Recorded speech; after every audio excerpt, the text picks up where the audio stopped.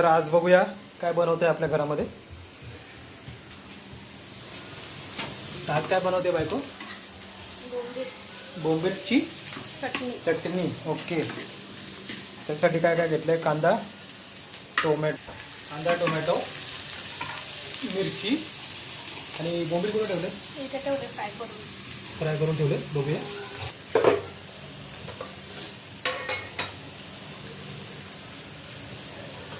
आता त्याच्यामध्ये ॲड करते हळदी,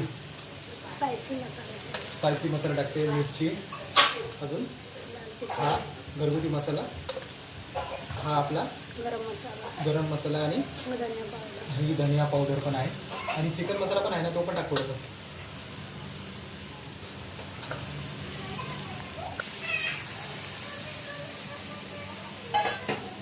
तर बोंबील ॲड केलं याच्यामध्ये.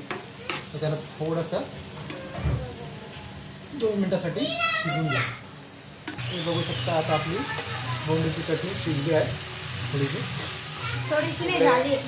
डाळ पण लावली आहे आपली आणि भात पण आहे जोडीला. तर आज बघूया काय बनवलंय. सरळ कर बरं एकदा. आज डाळ आहे आणि बोंबलाची चटणी, सोबत चिप्स आहे आणि भात. तर चला आता वाढून घेऊया आपण.